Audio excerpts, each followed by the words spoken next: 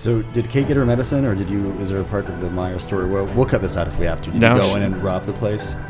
dude, you do think about it. You're like, you know, what I'm learning is from Atomic Habits is like the thought leaders in every industry is harping so much. I was gone probably a third of the summer, which was cool until it wasn't. The novelty wore off, and then I was really worn out.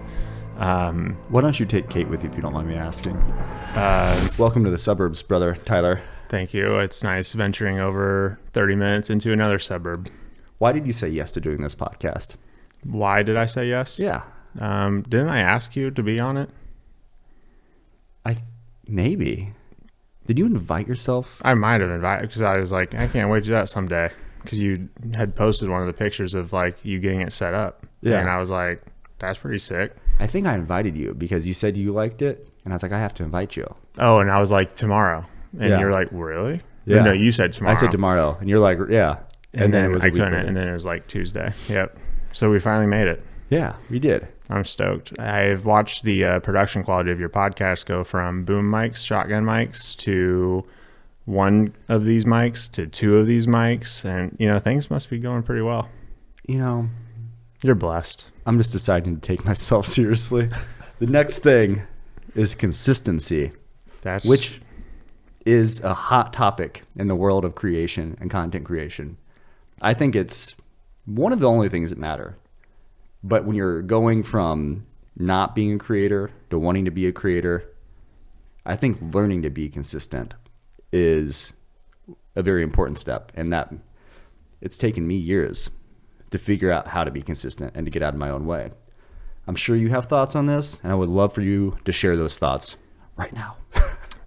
With the consistency, I think what I've learned is it's very much underrated when people think like you can just do 3 times a week at something and be consistent if you do it for a year or 2 or 3. I think a lot of people jump straight to what 3 times a week. I think they think consistency is every single day at this time, and like they create this narrative in their head where they have to wake up at a certain time, go do this at a certain time, do this at a certain time. And I think for some people that works. But I also think for you to be consistent at something, you need to identify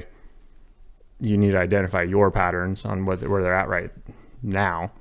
And then kind of like, okay, how can I just like ease into this new consistent behavior that I'd like to do? For me, it's been creating new Instagram accounts for my hobbies. And it's been a lot easier to be consistent when I'm talking about something that I enjoy talking about. Yeah, that's actually one of the notes I've written down for you, because the whole the agenda with this conversation with you and I are, I think, very all over the place and are very interested in everything, which is the mark of a good creative. You have an interest and a curiosity about the world. But to be a professional creative, you have to really narrow in and focus on one thing. And in the world of self-branding, it's very hard because you're well, I don't just want to be a person that talks about cameras. I don't just want to be a person that talks about race cars in your example. So how do I put myself into a box? And we'll give context to people that don't know Tyler or don't know me. If you're listening to this, hi, hey, hit subscribe and like. Tyler and I are both videographers. I prefer to be called a filmmaker. I don't know what you prefer. It's what I want to be called. Tyler and I made a movie together, and it was shown in a theater. So you and I are filmmakers. Technically filmmakers, but I consider myself a guy that makes videos. I don't even like the term videographer. Yeah. I just make videos. So when I started my quest of creation and freelancing and trying to change my life, you were someone I met. And we can come back to that. We'll put a pin in how we met and the importance of networking. But Tyler has clients. That's how he makes a living, is by selling videos and ideas to people. And maybe I'm doing a disservice by saying it so broadly, but I think that's all true, right? Yeah, it's pretty easy to put it that way, yep. And Tyler has, to my knowledge, 3 Instagram accounts. You have Producer Tyler, which used to be just your name. Mm-hmm. And then there's Cardistry Tyler, where you do not magic tricks. All thing cards. All things playing cards. Playing cards, yep. And then Race Day Tyler, which is where you go and you film dirt track racing. Yep. made a really great documentary about a young lad going for glory in the championship dirt track series. So in the quest to like define who you are as a creative, can you explain to me when and why you decided to have all of these accounts, which may seem like madness on the outside? And I am someone who, I look at what you're doing, I'm like, am I doing it wrong? Because I have just me, John Kuhn, and it's like, here's a random thing, here's some clips, here's a week of guys talking about their feelings, and then here's a week of daily running, and then here's a week of just like post about my fiance and I because we're arguing, and she's like, you don't post about me enough. I'm like, I do, I swear. So why the 3 accounts? Is it like you explain to me. So and there's 4 now. 4. The latest one is deck.ology. It's for my playing card podcast, and it'll be in the show notes and the description below.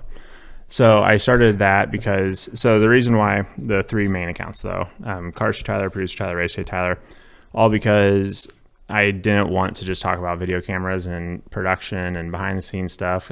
I got tired of just talking about it all the time. I felt like that was where my value was to that particular audience. And it's full of different people I've worked with in the past, but then friends from high school and friends from college and just people I've just met over the years.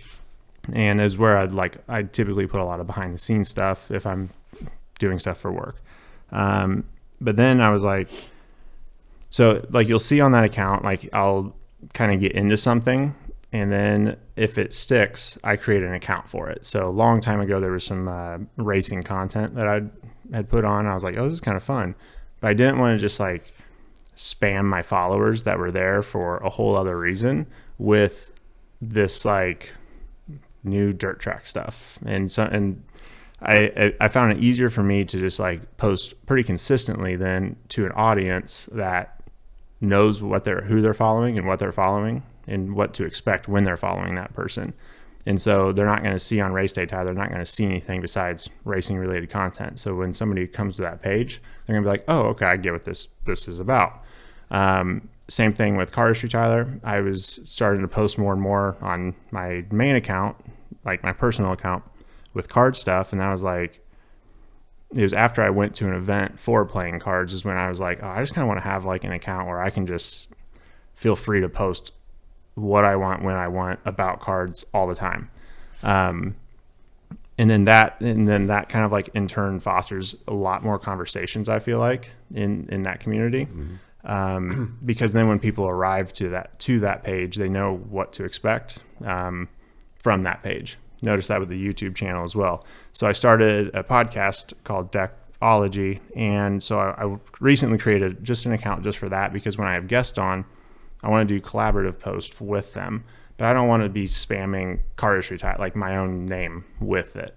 And so the plan for it is to have collaborative posts with my guest with Deckology. So then Deckology is its own brand, its own thing outside of me, and then hopefully one day I'll have people running it for me, and it's just its own thing.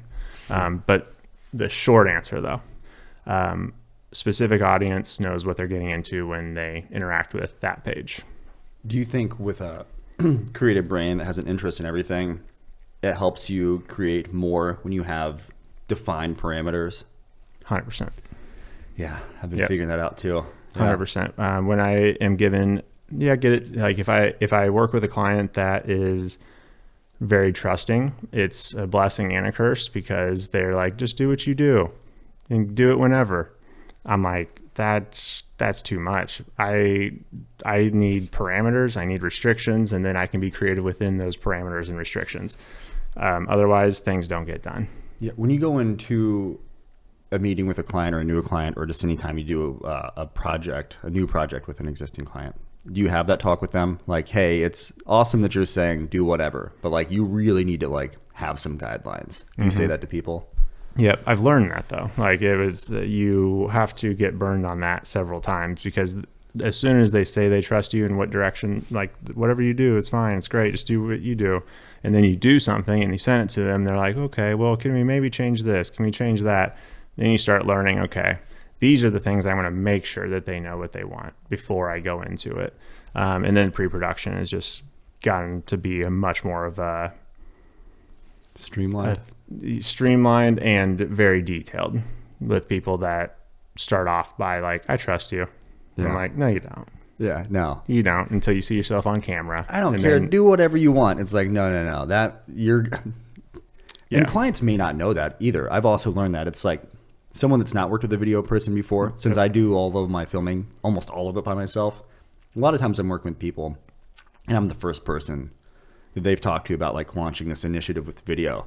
So they don't necessarily know how to ask, and they don't know that when you work with a creative, you think they're going to solve all these problems. It's like you as a client need to like identify your problems. That way you can tell the creative, we're solving these for you. So then that becomes part of the dialogue as I think a creative that's a few years into like what we're doing. It's like, no, tell me your problems. Because like you said, they'll say whatever until they see the first revision. And then it's like, you're going to get revisions no matter what. Right. So you want to like limit those revisions or kind of know what to expect. Yeah. Because it's a lot easier to tweak a few things here and there on a timeline, an editing timeline, versus like having to start back over from scratch. Yeah, 100%. What I'll notice is when you can get more details up front, one of the biggest questions that I've learned is to ask people is to, what's it look like if this video were a success? That question like really helps narrow in on like, okay, what's the goal of like why I'm doing what I'm doing here? How often do people say to you, I want to make one video, and the success is I'm going to make this video, it's going to go viral, and my whole life's going to change? Thankfully, not as often. You would see that back in like 2017, 2018, when people were like getting into video a little bit more. Nowadays, people know the consistency message is showing up more, I feel like, from who they're hearing, who they need to do content from.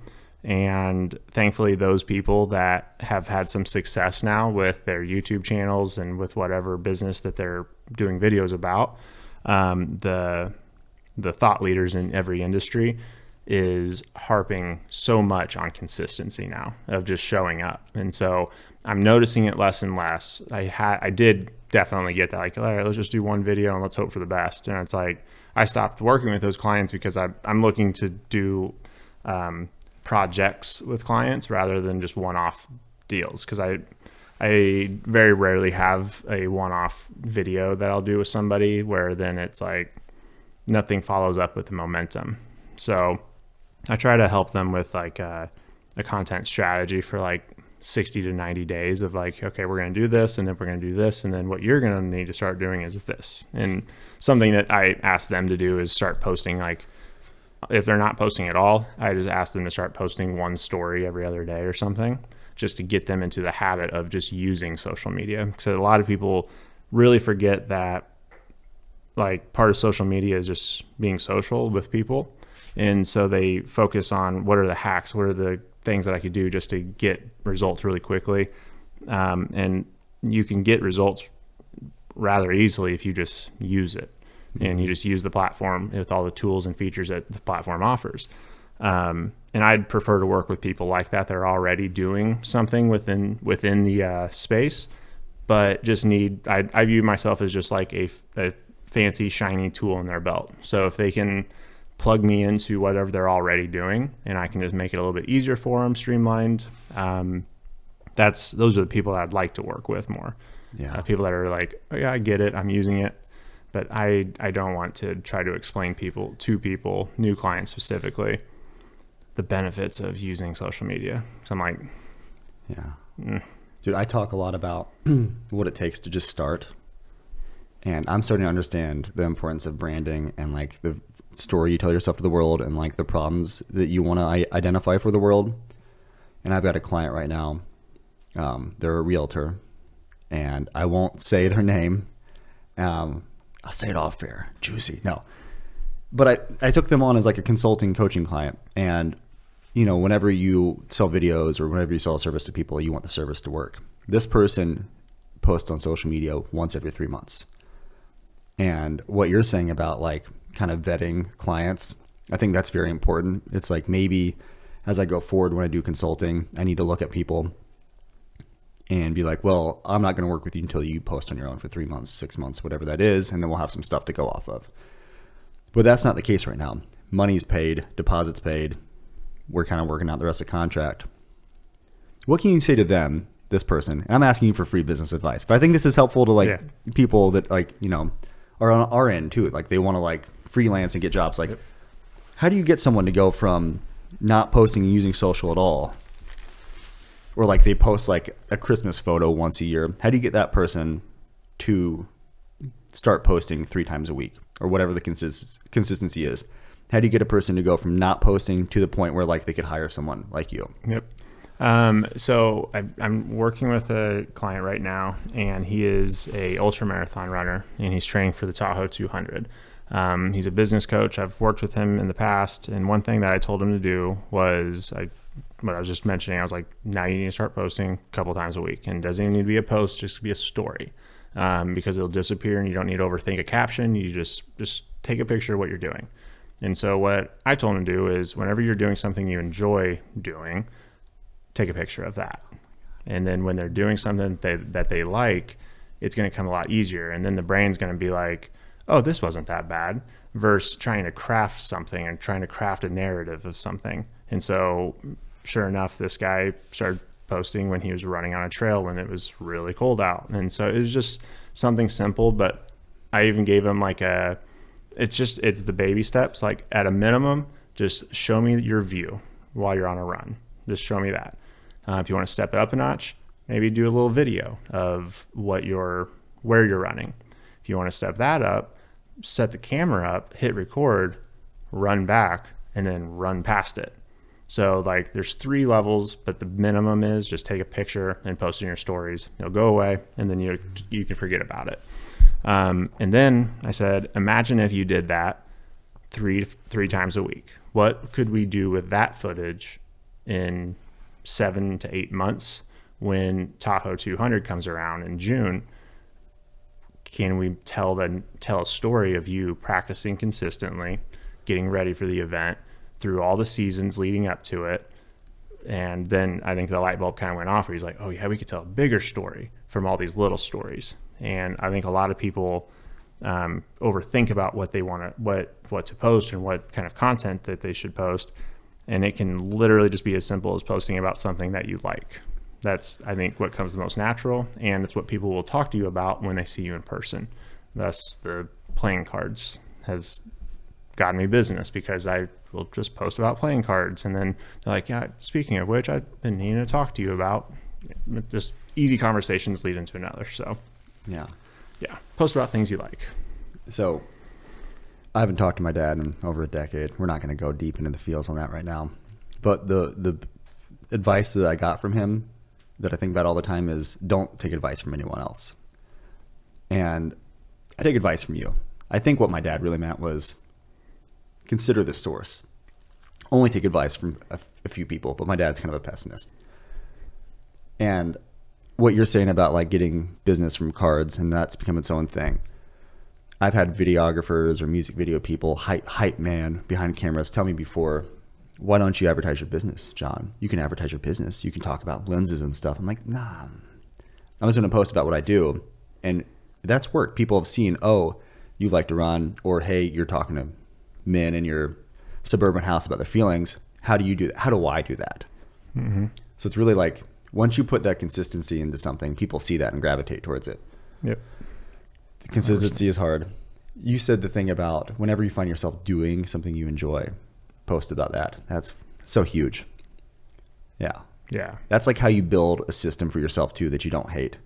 100%. Because if you're doing something because someone else is doing it, then you start like, God forbid you post about that, and you are doing it just for success, and then you get the success, and then all of a sudden you're like successful at something that you hate. That's like working for someone else that you hate. Yeah. 100%.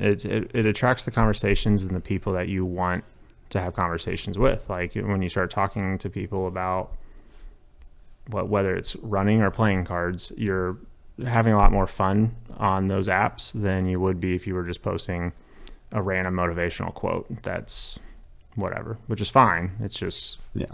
And that consistency also is going to give you a huge advantage over everyone else. It's like all you see on social is when you open it, you're like, oh, everyone creates. Mm-hmm. Well, that's not true. I've forgotten as a content creator that I am like of a small majority of people. Yes, there's a lot of people creating content. There's like hundreds of millions of content creators. but there's like 7 billion, going to be 10 billion people on the planet. And I know a lot of people that are good at business that never post. So like just you posting, even if it's like a bad iPhone photo or you talking in your stories, like you said, 3 to 5 times a week, that's going to give you a distinct advantage over other people. 100%.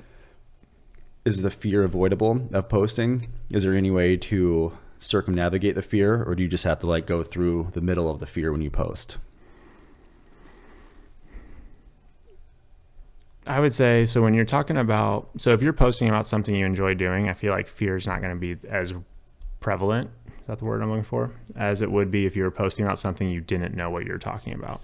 So I think for me, if I'm posting something where I'm like opening up even a little bit, there's like, I recognize the fear, but I also then remember, well, why am I posting this? Like, what's the actual message here? And then the fear of it goes away for me. Otherwise, anything new fear is going to creep in some way. So anything new you do, whether it's trying a new recipe or it's trying to post for the first time, there is going to be a little level of it just because there's a newness factor. But if you are living a life where you're like, I want to do something different, or I want to do something new, well, like you have to kind of embrace the uncomfortableness a little bit. Yeah. I've got a project. I filmed a music video, and I feel like just scared saying that to you. I'm like, who am I? I'm almost 40. I'm going to make a music video for the first time. And my very intelligent, very wise, very beautiful partner, Alexis, said, just lean into the fear. Yep. Like every new thing we're going to do is going to be scary. Going overseas for the first time is going to be scary. But like, 100%. Yeah. And you learn over time, I think, to like acknowledge the fear and know it's there. And like you said, there's a couple ways, I think, to mitigate the fear, to like, to not have it, but to ignore it. And it's to one, repeatedly do new things. So, fear is part of the equation. And then also to do things that you love, whether it's like you're showing something or being entertaining, or you're like teaching people because you think it could change. Like that's going to make you getting past the stage of fear so much easier. Makes it more about bigger. It makes it bigger than you. And also it's easy to misplace fear with excitement. Sometimes you're just excited to do something, and you might be worried like, oh, I'm feeling anxious, or you're just excited. Yeah. I've heard that fear and excitement are the same thing. Mel Robbins talks about before she goes on stage. She's like, I could say I'm nervous right now, or I could say I'm excited, because physiologically it's the same thing. It's just like how you interpret it. Yeah. Yeah. Crazy. Thank you for the free consulting on my consulting. Sorry for interrupting. I hope you're enjoying the conversation. Do me a favor. Tap the like button. Leave a comment. Ask me a question. How are you doing? Let's check in.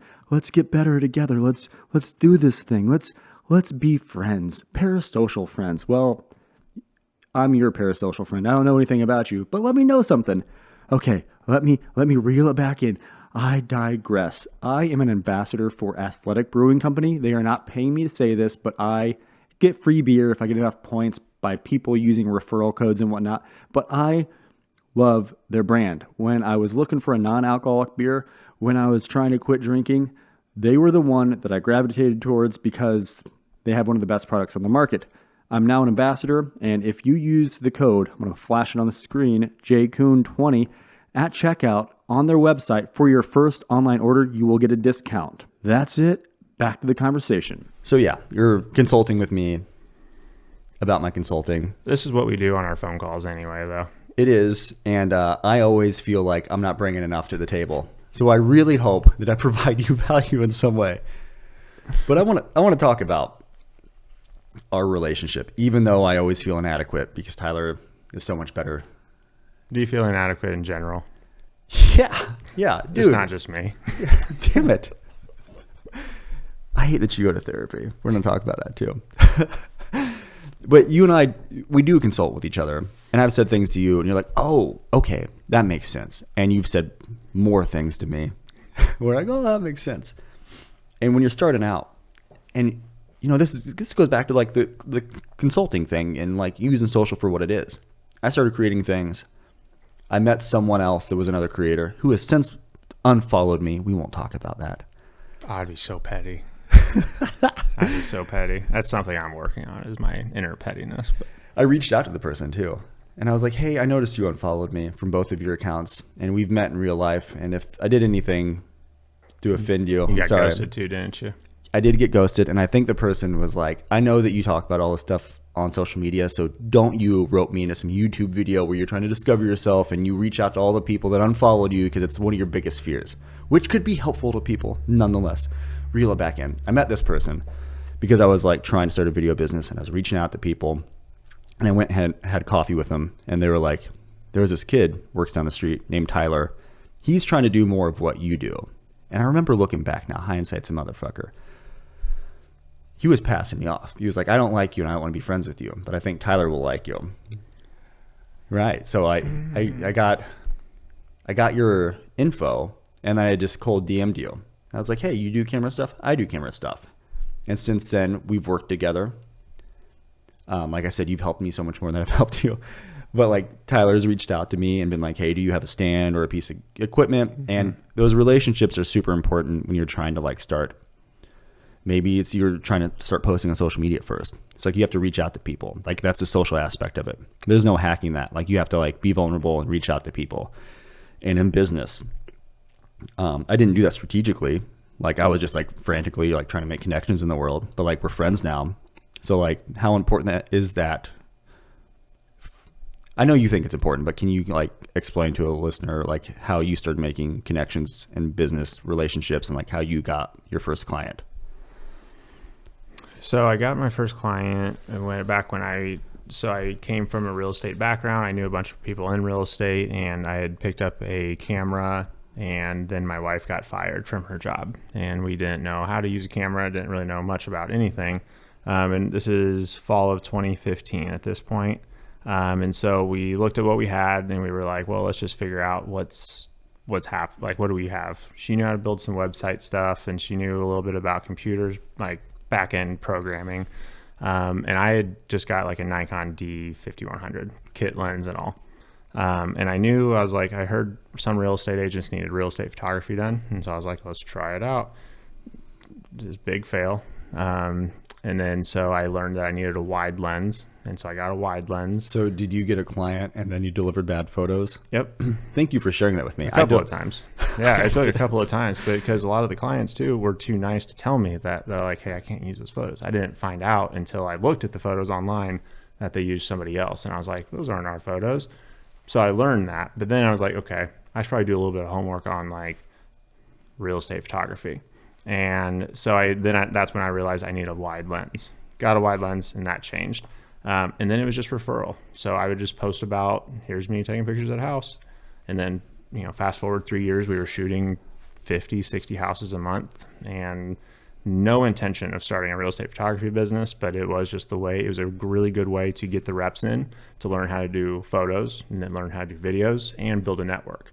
And so that network would come from our work, thankfully. So it was just all referral. We never paid for ads. And then so when your work is its own kind of marketing tool, it just attracted a certain kind of person. It was a drone photo that I took in 2016 of a backyard that led me to that my buddy Eric saw. And then that was the one relationship that then just like, hey, can you do our photos? And this dude is the biggest, at the time, was probably the biggest real estate team in the city. And so I was like, yeah, we need this dude's listings, which was good. But then you realize how unleveraged, how not leverageable you are, because you're like, I need to keep this client, I need to keep the client happy. So then you're working weekends, you're doing everything you can to get everything done as fast as you possibly can, which is the pros and cons of real estate agents to work with. Fast forward though, another year or two, I started going with him on his speaking events and started recording him. It was very much like a Gary V, D-Rock relationship. So I'd kind of follow him around on those events. One thing led to another. We would travel around, film those. And then I started doing that with like kind of the region of people within Keller Williams. And then that just kind of grew and so forth. And then one thing led to another, and I started making vlogs for people, behind the scenes videos for people. And then since then, I still help create podcasts with Eric. So that's been a long time relationship, but there are just like some key players though, that like you want to have relationships with, because you get along with them. You want to make sure that like if you're working with somebody, you do have like there is a mutual respect between the two, because otherwise if it's just a like, all right, you make this, I make like that style just doesn't, I don't like that as much. I like to be a little bit more collaborative with my bigger clients. But otherwise it was the networking in the very beginning of just, I would like every once in a while I'd DM somebody, I'd respond or say like, hey, if you ever need photos, like they'd be new to the industry or something. Proud to announce I just started at FC Tucker or something like that. And I'd just DM them and say, hey, if you need listing photos, let me know. As simple as that. And so it was like those kinds of relationships in the very beginning. So that kind of answers how do I get my first client.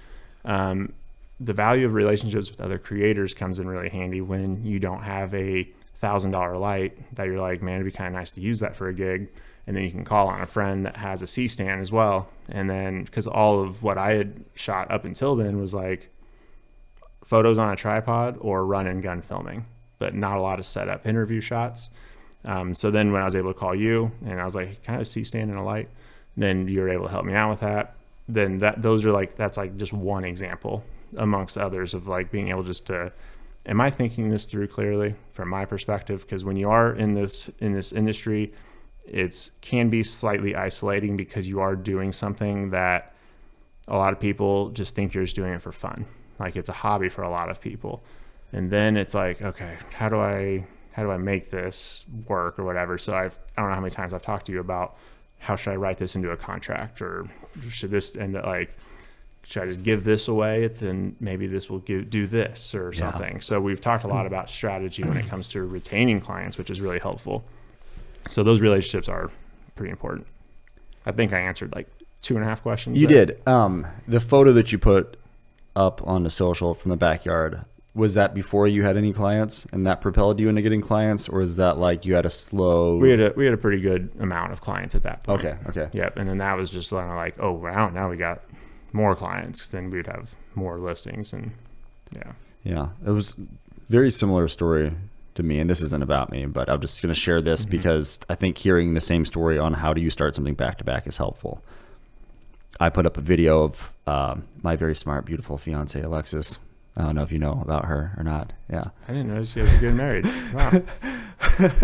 We've been engaged for a long time. This isn't about me.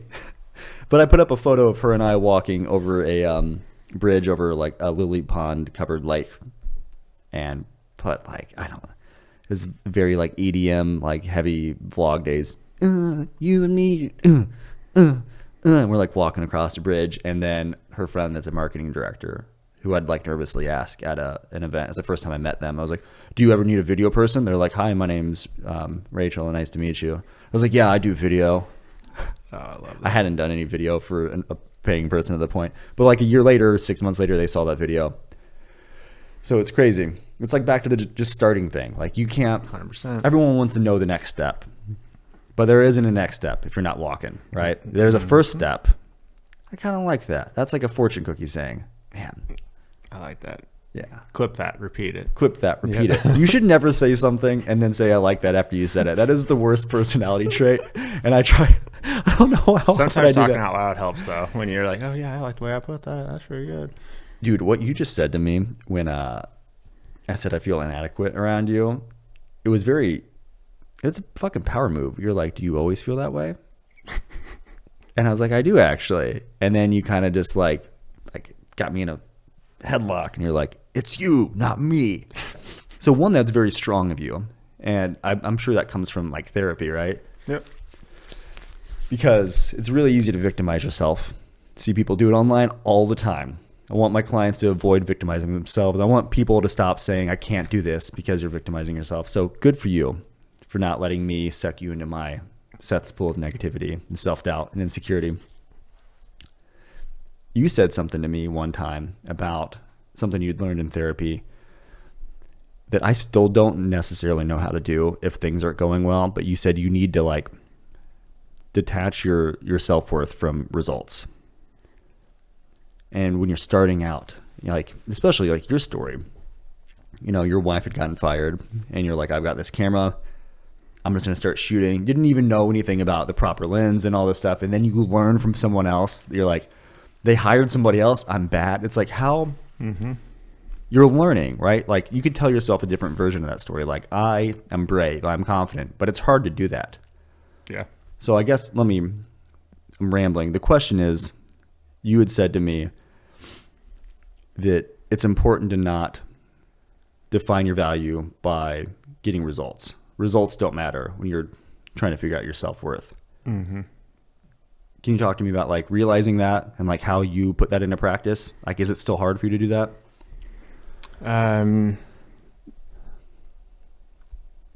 In this industry, in our industry, where it's like,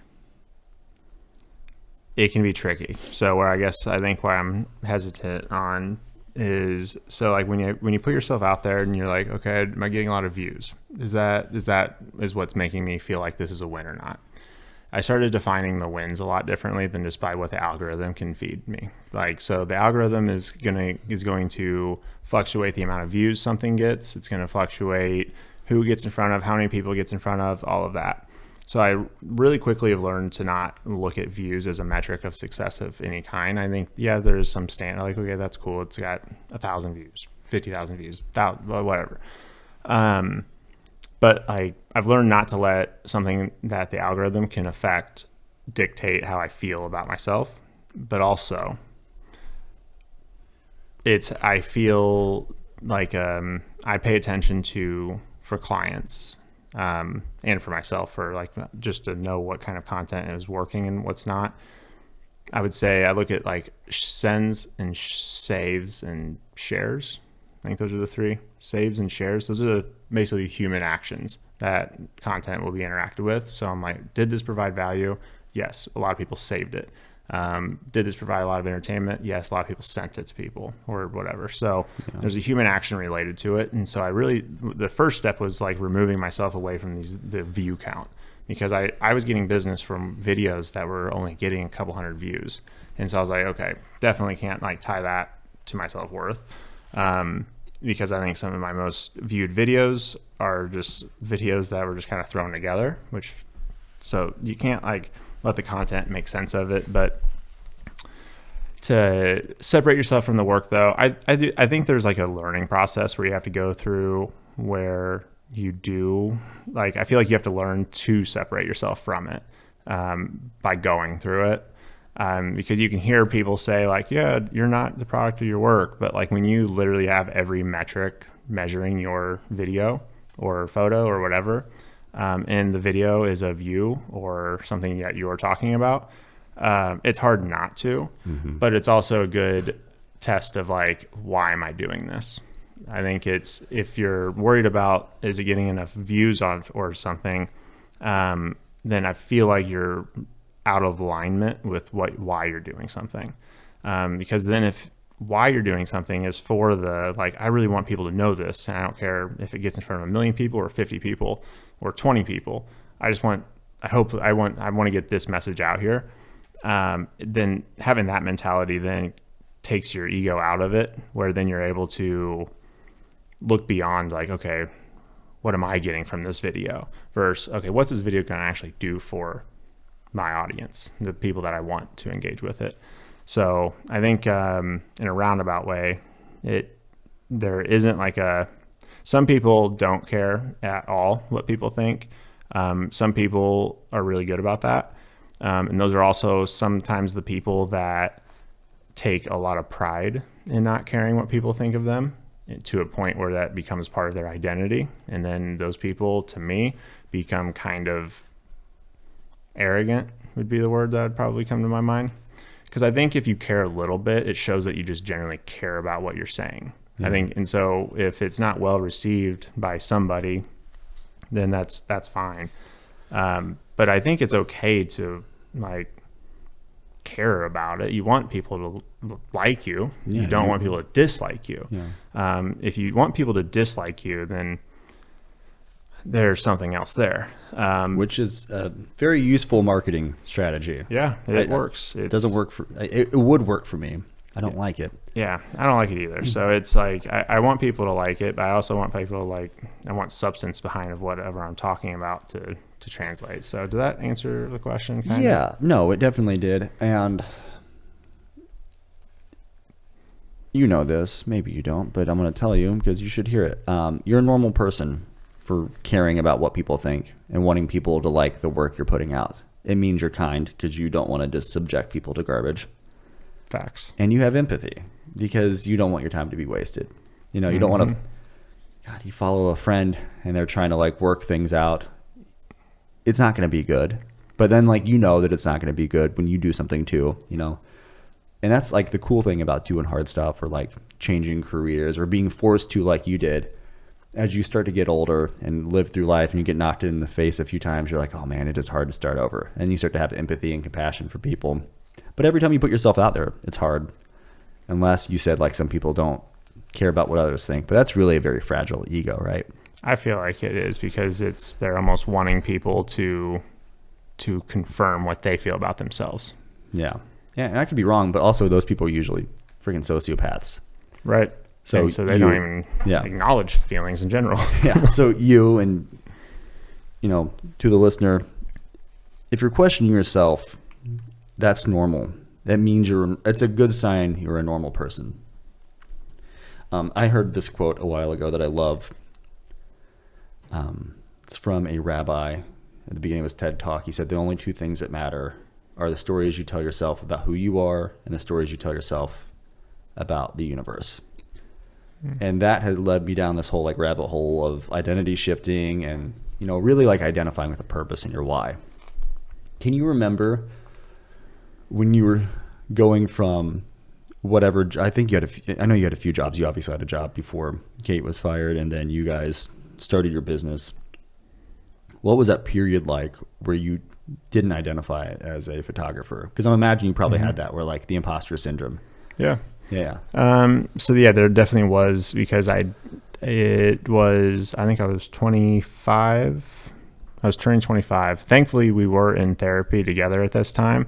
That was good because we had this like third party kind of confirming like, hey, you should do that. Or like, that's your head trash speaking. Like, so it was, but I never like, it was hard for me to. Your head trash? Mm-hmm. Sorry to interrupt, but. Yeah. So like, it's like the inner critic where it's like, no, I can't do that. Or the imposter syndrome, like just where it's like me just not believing in whatever I was saying. Yeah. Have you seen the Jonah Hill documentary where he talks to his therapist? No, I need to though. So they called that, Dr. X or Professor X or the X factor. It's like that voice is always there, the inner critic. You can ignore it, but it's always there. And you guys call it head trash? Yeah, just head. Yeah.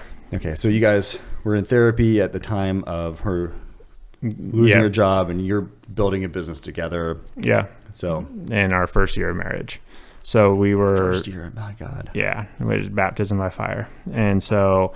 I'm really grateful for that, but it was like, so that we were able to kind of like learn to work together through that because working with your spouse is its own kind of thing, but it's almost all we know, which is kind of cool in its own way. But the identifying part. So I was very depressed and not even anxious because I didn't have the feelings to even feel anxious about it. But I knew I was like, have to figure out something here because we didn't like every time that I would go in or get ready to go apply to a job somewhere like at a warehouse or like general contractor for like a construction gig. So I just had zero idea. I would look at like, okay, but if I could just go find 2 people to work with, that would probably pay what that would pay for 8 hours of work. And so I was like, I need to learn this skill set. And so then it was just like a period of time of just like obsessing over how to take pictures of empty rooms. And so it just because I knew the alternative was we just go get jobs, and which isn't a bad thing. It was just, I just didn't see myself. I just didn't want to like throw in the hat of like, okay, well, I tried this and financially probably would have been smarter to go get jobs, pay off debt, and instead of go into debt and then start a business. But I think we were both kind of stubborn in that sense of like, no, we're just going to figure this out, and we'll eat ramen and grilled cheese and we'll figure it out. So there was like a period of time where it was like very much a grind. But I think I look back now, and just like anybody that says they look back on the good old days, it is like, it kind of like calloused us for everything moving forward. So then it wasn't, if we lost a client, it wasn't the end of the world, because we're like, we've been able to find these people before. We've been able to reach out to people and execute on ideas for people before. But when you don't know the skill set, but you're trying to sell the business about that skill set, it forces you into a very much a learning mentality, where then you are just like, I have to learn this skill so I can go sell this skill. And then when Kate was sick, my most vivid memory of like when we were broke figuring this out, we were probably a couple months in, but she was sick and we couldn't afford medicine for her. And I was like, wow, I feel like a failure right now. So after like crying that one out in the Meijer parking lot, I was like, let's just message people and let them know like, hey, I'm running like a special. We can do this, blah, blah, blah. Sure enough, got a couple of gigs that paid us like a couple $100 here and there. And then one thing led to another. And then we were out of that season. And then the spring season hit. And then we had a couple more clients. And then we had a couple more. And then, like I said, it snowballed once that work happened. But I had to get out of my own way of identifying. I found out like when I was identifying too much with the work in the process, I would get too romantic. I'd get too romantic about it, where I'm like, oh, this is art. This is whatever. I'm like, no, I'm taking pictures of a house. This doesn't need to be deep. This doesn't need to be whatever. Like, this real estate agent is looking for things to be done now, and like they need them delivered yesterday. This doesn't need to be an architectural digest shoot. There's houses that do deserve that, but for the houses I was shooting, it was like get in, get out, deliver.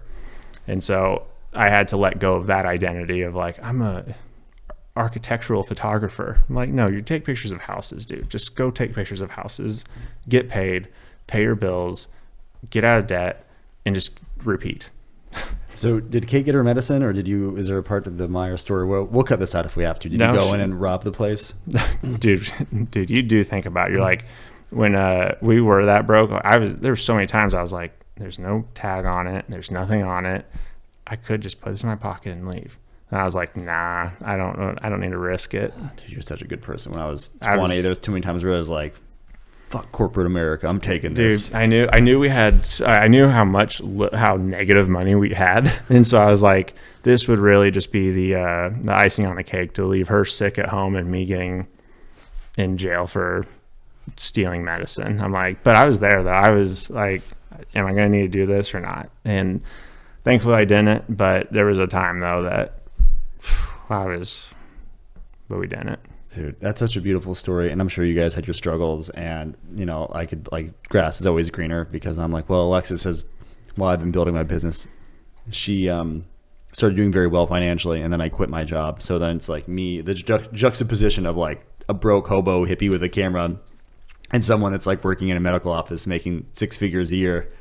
And there's been times, and whoever's got my back, probably you, I've said jokingly, I wish that we both just had to struggle together. Mm-hmm. Because it's been like her doing real well and me being like, believe in me. So there's been times where I'm like, man, if things got real bad, but we had to do it together, that would be beautiful. It's beautiful the way we're doing it now, but right. That's awesome that you guys had that experience. And I'm sure it wasn't awesome all the time. I'm sure it wasn't awesome at the Meijer parking lot when you couldn't get medicine. Yep. It makes for a great story. And a lot of times difficult days and seasons make for a great story in the long run. And so whether it's with a client that's a struggle, we always just kind of will take all of the negative energy out of the situation by simply saying like, this will be good for the plot. Like, this will be good for the story. Yeah. The bigger story of whatever it ends up being. Yeah. So that's how we've reframed a lot of negative situations and terrible clients. We've reframed into like, they'll be a character in our TV show one day. That's awesome. Yeah. You have a love for comedy. I'm surprised you don't have a comedy with Tyler, Chuckles with Tyler. What could we call this account? You take a lot of photos of comedians. You've had some famous comedian clients. But the way you break down like what the world is when you're just like, I'm just taking photos of a house and this person needs it right there. It's like a very like comedic way of looking at the world. But I think that's a way to like really like allow yourself to like settle into an identity, because you're not just a photographer or an architectural digest, decor, chic, whatever you wanted to be. Like even if you were that thing, you'd still be a spiritual being having a human experience. Yep. So it's like when you're able to like kind of just get out of your own way and be like, what is the need here I'm trying to like solve? I feel like once you're like, okay, I think I can solve that problem for somebody, that kind of like allows your like identity to shift into the new thing. Yeah. But it is a scary time going from not knowing if you are the thing and then doing it. 100%. I still am in seasons of like, am I going to be this kind of a video person, or am I going to be this kind of a video person? Do I want this kind of work, or do I want this kind of work? And it is a blessing and a curse when you have so many interests and a skill set that can be applied in so many different ways, because you do both photos and videos and edit, which all three things are valuable to different companies at different points of their businesses. So choosing a direction has proven to be difficult, but it's still just taking one step in a direction. At least to find out what you don't want to do is just as valuable as finding out what you do enjoy doing. Hello, friends, and sorry for interrupting the conversation. I hope you're enjoying it. I'm sure you are if you're still here. And keeping that in mind, just go ahead and do me a favor and tap the like button. And if you feel so inclined, leave a comment, ask a question, engage. I'll get back to you. That will help so much more than you can imagine. Also, I wanted to take a second to let you know that I do have an email list. The email list is a place where you and I can connect. I'm never going to give the email to anyone else. I'm not going to sell your email. I promise you. So if you trust me in that kind of way, you probably like me. You've probably seen a few of the things I'm doing. So the email list is a way where I can like send blogs that I've written that I'm proud of, random insights, music recommendations. Maybe one day it will be like a regular thing or a newsletter, but for now it's just a place where I connect and touch base with the people that like my work. I let you know about upcoming projects. If I'm doing something like an Ask Me Anything or like a in-person meetup or like a virtual run or whatever, you will be the first one to know about it. There is a link in the description of the video.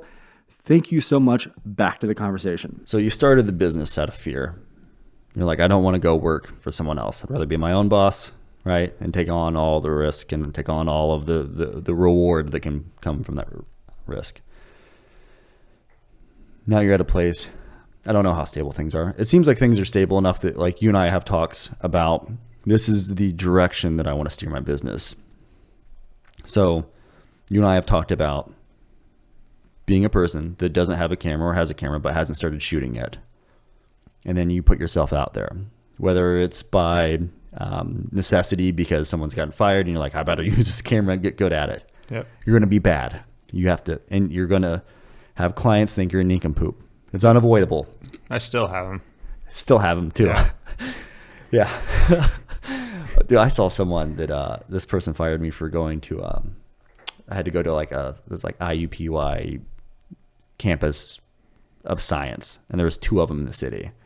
And I didn't know there was 2 of them, and I went to the wrong location. I called, I was going to be 15 minutes late, and they fired me. It's like a pretty big job. It's like a job where like I was going to make more in a month than I would have made as a server for like a week of work. And that was like last year, and I was feeling pretty competent, and that felt so bad. So you start, you're going to be bad. You're going to start to feel like you're good, and then you're going to get an ego, maybe be confident. Like, maybe I am an architectural digest, blah, blah, blah. Mm-hmm. Maybe I'm a documentary filmmaker. I was on the news, punched in the face, knocked back down. So there's all these levels and layers, and that's important to keep in mind. But then there is another side to it. If you stick with it and you're lucky, right, and you're blessed with good health, you're blessed with clients, whatever, but you're always changing. You're always leaning into fear, right? So what is the fear point for you right now? Like, how do you think about your business? Because you're going to have to take some risk if you want to change and go in a different direction. Mm-hmm. So what are the clients you have now? Like, are you, and what is the strategy going forward into like 2023? So my strategy going into 2023, I'll maintain the current clients that I've got. I'm being pretty picky, and like thankfully I have to recognize like I am at a point where I can be picky about the clients that I want to work with and don't want to work with. That's nice. It is 5 years in the making, so it didn't come easy either. I am identifying moving forward with finding. I want to be able to identify the clients that I want to work with more by learning who I don't want to work with. And so by looking back at this past year, 2 years, 3 years, who are the clients that give me energy that I can do more with, that we can actually probably accomplish more together, because there's a good relationship back and forth, and a good creative chemistry, good collaboration happening where they bring value to their audience, and I can just be a tool to help them get their message out. So I'm looking to partner more with those kinds of people, and I'm learning to identify them as well. How do you identify them, and is it intuition? And footnote for me, and I hope maybe someone will relate with this too, I am very blue collar, grew up very blue collar. So when I think about stuff, what you're saying is like ideation and planning and strategy, I don't view that stuff as work. So like I have to force myself to be like, if you think about your business for an hour, that is work. So like, do you sit down and like you and Kate, or you have time where you plan it out, map it out? Is it all intuitive? Like, how are you, what is the process for identifying who you want to work with? You said some emotional stuff, like the people that energize you, Yep. but like, what does that look like? Pretty intentional about sitting down and journaling about it. And then I've been reading The One Thing by Gary Keller and Jay Papasan. I think that's his last name. I can't pronounce his last name, but he was on a podcast that I filmed. I can't remember it. Anyways, I've been it's like reading books that kind of help you identify those things that help prompt good questions to ask yourself. So I'll be writing a lot of pros and cons lists about like different kinds of videos that I've made, what I like about it, what I don't. I've learned that I really, really enjoy process-oriented videos. I did one with a manufacturing company recently that it was a bunch of engineers giving me feedback, and I loved it because they get very detailed, but they know exactly what they want. They know where they want it. And I'm like, I like, for business, those are the best kind of clients for me right now, versus people that are like, we want something fun and upbeat that we'll just trust you to create. I like those kinds of videos, but as far as like a sustainability factor, I know I can't keep doing those at a certain price. Like, you always increase the price and it makes everything more fun. But I'm learning to enjoy like the systematic videos, process oriented stuff. We are filming courses for people now. Okay, I was gonna ask, is that like internal videos? Yeah, we've done internal videos for people. And if you don't know the parlance, it's like you're making a video that is like anecdotally, I have a client where like they have 10,000 employees, and it's like, we can sit and train all these people, or we can show them a video, and most people will get it after the video. So there's like a lot of value in that, but internal meaning that it's only going to get shown in the company versus going up as an ad, right? So that's all the process 100%. videos. Yep. Okay. So I'll do that. And those kinds of videos I looked down upon when I first started, because I was like, I need to get flashy views and all this, but I'm like, no, there's a lot of value in systemizing something and creating videos for it so that people can streamline their workflow and hiring processes. So there's a very practical side to video creation that is commonly overlooked because it's not flashy. It's not for Instagram. It's just there for a company's use. And a lot of times you sign a NDA where you can't talk about it. So it's like, because they're talking about their company and the inner workings of their company, and then it's for HR. And so it's, dude, all of my clients are that. And I'm like, fuck, like I can't talk about any, I'm like I would have to like do mock video shoots they'll look like a video creator on the internet. So it's like, I'm saying that just because one, I think it's interesting to me and probably to you, but like, if you're listening to this, it's like the people that you see online that are video creators, maybe some of them are showing real clients, but a lot of it's like, a lot of the real work as a videographer or a filmmaker or whatever, like you can't, like you just said, you can't show it. Like I can't talk about any of my clients. I said some names to you before, and you've said some names to me. I'm like, that's cool. Why don't I ever see that? It's like, because I can't talk about it. Right. Yep. That's so true. It's that, what cracks me up the most on Instagram lately is the people that have like the sweet editing setups that do a bunch of videos with like some motivational text overlay, where it's like, I always want to know, what are you guys editing? Like, what are you editing? Or is that client work, or are you editing for Instagram? Yeah, they're a CEO, like sales rep for like Tyson Chicken, or like their manager at Target. I always want to know about it, but I love some of the editing setups I see on Instagram. I'm always like, dang, you spent a lot of money on that setup to edit what? What are you editing? I need to start showing my editing setup, and it's like a half like eaten sandwich, and then like there's a kid, and the dogs are barking at something, and I'm like gimbal swooping. But no, you don't have any neon sign or something with your logo. Yeah, believe in yourself. Yeah, baby. And then like perfect lighting, and it's that's a trend on my algorithm right now. Yeah, I get that a little bit. My algorithm is just like my brain. It's like, depending on the time of the day that I get on, it's very fascinating. I've figured out that I get a lot of guitar ads at night. I'm like, is that interesting? Yeah. My brain's like, you'll probably buy something stupid right now that you won't use. That's hilarious. Anyway, I see that. I think what I'm personally going to be working on this upcoming year is my own YouTube channel, though. I'm going to be putting in a big effort towards Race Day Tyler, because it's something that I enjoy making. I enjoy the people in the industry, and I enjoy the industry. And I've been neglecting it. I've got 5 races banked that I'm going to be editing this winter, and I enjoy going to races as much as anything else, but especially with a camera. And that's partially because it's like I grew up going to racetracks. And so I think I'm going to be making a big push this year on that to grow that and see what can come from it, which is a little bit scary because I'm like, okay, I got to create an income stream that can help support that while I go do that. And so that's what we've been figuring out over at our household. Yeah. And it's a thing that I think is very important is that you talk about not being in a place, or being in a place where you don't have leverage. And that's one thing that's almost always true about real estate. It's like the stuff you're creating has no shelf life. Like if I'm making a video for a client and they're going to use it internally, they're going to use it for like 5 years. So that's worth a lot more.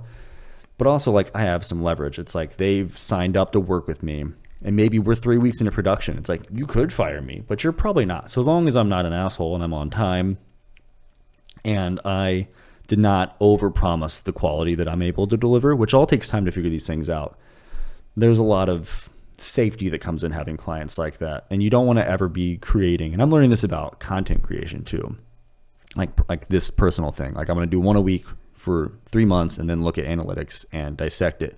But it takes a level of comfort to create and to have business and to not be in a place where you feel desperate. Yeah. Because creating on desperation does work, but if you're too desperate, you go in and rob the mire, right? You have to have that presence of mind. And it's hard to not do that, but it's worth working to get to the point where you can not be desperate and not say yes to everything. And it's good to dabble in those waters, though. Yeah, it is. It's good to have that because I think perspective is what we gain from those years. Yeah. And having your back against the wall. Yeah. So I say a lot to myself when I'm upset with a situation with a client, or like YouTube isn't performing. I feel like my channel's dying and it's dead and blah, blah, blah. I say to myself, well, these are the problems that you were working for, and you've got them. So congratulations. Now shut up and do the work. That's like a perspective tool. But I also think, John, you used to be homeless and you used to eat out of the trash can and you were happy. So like worst case scenario, like your kids will probably complain. Malachi already actually knows how to dumpster dive and get like the coupons out of Culver's trash cans. Have I told you this before? The first time I went on a date with Alexis, my beautiful, wonderful, smart fiance, forever fiance. The first time I took her and her daughter to Culver's, which is a burger place here, my son, Malachi, ran up to the trash can and dove into the trash can and pulled out bags that had like the coupons on it. Because if you get 10 points from 10 kids' meals, you get a football. That's but awesome. This is a long way to get to what I'm going to ask you. But you have like you said, like you have the time where your back's against the wall, and that's a perspective. It hardens you for later. Are there times where you and Kate are like, well, you said this is just another plot point, but are you ever like, it could be like the time when we couldn't afford medicine and we desperately would want to, like, do you remind yourself of that often? Yeah. I think like when I start getting, it's more me than her that I get a little antsy with like trying to be content with like where I'm at. Like I'm like, okay, I'm really ready to move up, and like I want this, I want to be able to do this, I want to be able to that, I want to be able to go here and do this and blah blah blah. And then I will like be reminded of those times when I'm like, okay, you know what, these are good problems that I'm solving right now. And she's patient enough with me to kind of see when I'm getting that way. And thankfully this past year I'm learning to like, I like it and I don't like it. I'm still trying to figure out how I feel about it, but I did a lot of traveling for work this past year. I was gone probably a third of the summer, which was cool until it wasn't. The novelty wore off, and then I was really worn out. Why don't you take Kate with you if you don't mind me asking? Kate does not like to leave her office. That's fair. If she had everything her way, she would be in a basement, a cold, dry basement with all of her screens. Yeah. There's a scene in Spider-Man 1 where it's Spider-Man's best friends, like one of the recent Spider-Man. I can't remember which one. Anyway, his like best friend's like, I'm the guy in the chair. I'm the guy in the chair that you call, and you're like, okay, I got it. Like pulls up coordinates and all that. Kate identifies as that guy, and so she's always she is very introverted, and she likes watching from afar. Does she identify as a guy too, or just particular? She might. Yeah. Yeah. It doesn't matter. Identity. You know, I identify as this plant right now. Calm down. That's funny. Identity is so important, and you can choose your identity. You know, I get that like some things are so terrible that like, yeah, maybe if you're at a concentration camp, like hang in there, baby, The Secret and all the shit we're talking about isn't going to work for you. But if you're just trying to get through this capitalistic society and you're wanting to freelance or become like a part of the creator economy, you can identify as that. It's going to take some work to get there. And then you'll have all these tools that you learn along the way. But the only way you're going to learn them is by taking steps, right? Yeah, you can. I mean, there's a lot of YouTube videos that will tell you how to do it, but until you do it, you're going to like, it took me a while to get off aperture priority mode. I used that probably my first 2 years. Shooting photos, and I would just lower the exposure on the dial. But like that was great though, because like it was just learning on the go, and it worked, and it got me more clients, and there is a level of good enough that works. Yeah, I mean, I do event photos sometimes. Do not hire me if you're watching this for an event photo shoot. I'll do it, just depending on how slow I am. But I don't want to do it. But when I do it, I talk to everyone I can, and I tell them I do not do photos. I do video, and then I try to get video clients. Anyway, I still shoot those on aperture priority because it's like the most important thing is just getting the shot in the moment. Mm-hmm. But that's like the nuance. Like you have to learn the nuance, and for me to even be able to articulate that to you, like you have to have the experience. You have to start. 100%. I want to ask you. I think I hit everything on the notes. You brought up 2 of the things on your own, so thank you for that. Thank you for being here with me. I value our friendship a lot. Why 3 brands? I love that. No, I value our friendship so much, even though you bring so much more to it than I do, and I'm so sorry for that. I'm so sorry. I'll go to the fucking grave feeling indebted to you. If you can, leave us with a nugget as we wrap this up. And I'm going to do a little visualization. You're looking at Tyler, who's sitting there wanting to get medicine for Kate. You can't get it. You don't know what the future holds. What would you say to that person? What would you say to that person, and also the person that's like, is it going to work with the camera? Like, if you give them like an Independence Day speech, like what does that look like? Let me look at your calendar, and let's find time where you have time to be reaching out to people for work. And there's probably a pretty good chance that you're not using all of your time correctly or wisely. So let's time block when you're going to reach out to people and how you're going to reach out to people, how and when and where you're going to reach out to people to get work. And until you're doing that 5 days a week, you can't honestly say you're giving it your all. So go do that. And if it's still not working, then just quit. Then just quit. I would have said reconfigure. But I would say, though, I'm at a stage now, though, where I'm learning to time. I did start time blocking a lot more recently, where I'm being very mindful of like how I spend my time and what I spend my time on. And I would time audit myself. So I'd time audit. Yep. So I'm writing down like every 30 minutes. Some people do it every 15 minutes. Every 30 minutes, what was I doing for the last 30 minutes? I'll just write it down. You do that for a week, you start realizing how much time you waste and how much time you have to go do what you ought to be doing. Yeah. And so once you start becoming aware of the time that you aren't using, you're just going to keep wasting time.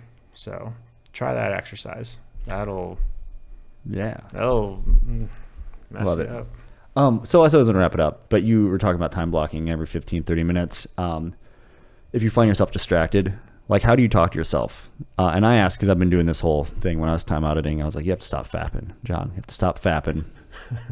And then I have this like way where like I talk to myself. I'll be like, of course you're getting distracted by literally the most amazing thing, but it's okay. Or it's okay that you didn't call the person because it's scary, but you got to do it. Like, how do you talk to yourself? Like, do you have a way to like give yourself grace and permission and like forgive yourself for getting distracted? Do you have a way that you do that? Let me think.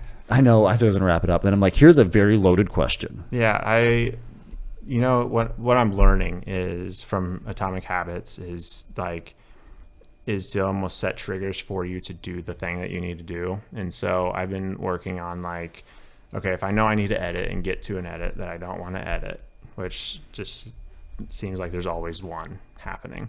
I clean up basically to kind of like trick your brain into like its work mode time real quick is, you're always going to want to procrastinate and then all of a sudden you didn't get anything done. Well, right now what I'm doing to like kind of get over that initial hump of just starting is clean your desk so that you get your little fix of dopamine of like, okay, it's nice. And then set on my computer, I've got a timer, set it for 10 minutes and then just do 10 minutes. If you don't feel like editing after 10 minutes, then don't and go clean something else and then try it again. And then a lot of times, I'd say 9 times out of 10, I keep editing. Where then I'm like, cool, it's been 40 minutes. And then I'll take like a 5-minute break. And then I've got kind of I've got the motion happening. So I like kind of create the environment. So while I clean, I put on some focus beats playlist on YouTube thing that you just search focus chill hot beats. And there's like 40 of them now. I'll do that.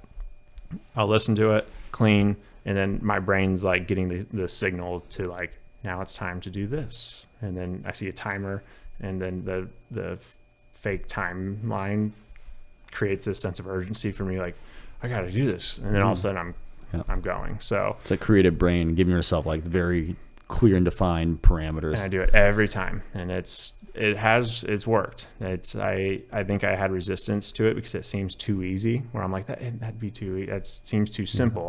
That's the garbage brain, bro. Yeah. And then I started just working. I was like, oh, I'm actually getting shit done now. So that's been cool. And it's like the same routine of learning to go to bed. Like you just start an initiation of like process to wind down instead of, I'm still working on this one, but Andrew Huberman gives me some pretty good insights on.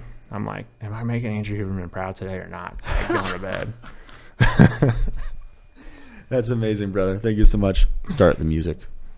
Roll it out. Roll it out. I make Andrew Huberman proud.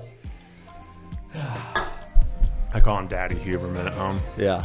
He is just like my father figure right now. Dude, Alexis, when we're listening to him, and it's like forever fans say Alexis. no She ifs, said, ands, or we're listening to him, break more and she said, what does he bread look than ties like? as the time Fuck passes. Late Yeah, night he's smart. shaking ties better Student than does all the right aspirin. things. Stepping on the side, walking by handprints. One day that'll be us. A half thought, stepped on, post faded a buzz.